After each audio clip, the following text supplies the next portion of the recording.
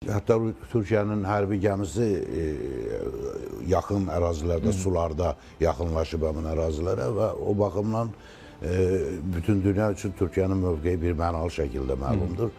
Ona görə də mən hesab edirəm ki, reaksiyalara görə Hindistan geri addım atmağa məcburdur və məcbur olacaqdır. Bəlkə də o ötən gecə bir neçə şəhəri bombalamaqla bir nəbz yoxlaması həyata keçirdi. Amma təəssüf ki, mülki insanlar dünyasını dəyişdi. Pakistan tərəfindən bu addımı gözləmirdi, bu qətiyyətli cavabı gözləmirdilər. Və indi deyirlər ki, Hindistan tərəfinin verdiyi bəyanatda deyilir ki, güya mülki əhali hədəf alınıb və mülki əhali heç bir səbəb olmadan deyir. Amma səbəb ilk növbədə özləri yaratdığı səbəbdir. Yəni onların ilk növbədə Pakistana hücumudur.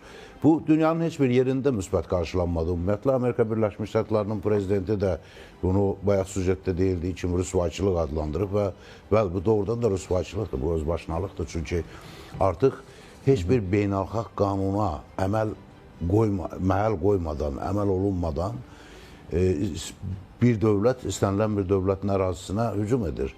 Yəni bu BMT çərçivəsində bu günə qədər bütün dövlətlərin imzaladığı bütün legal sənədlərin öz qüvvəsini itirməsi anlamına gəlir. Və belə bir şəraitdə sülhün qorunması vacibdir. Ona görə istər Moskva olsun, istər Amerika olsun, istər Avropa Birliyi olsun. Çin də kifayət qədər təmkinli, amma belə qəti bir bəyanat verib ki, tərəflər dərhal dayandırmalıdırlar və gərginlik artmamalıdır. Yəni. Və Çinin də mövqeyi bəllidir. Çin də Pakistanı dəstəkləyəcək və belə bir güc konfigurasiyasında Hindistanın elə bir cəsarət ola bilməz ki, o daha dərinə geçsin.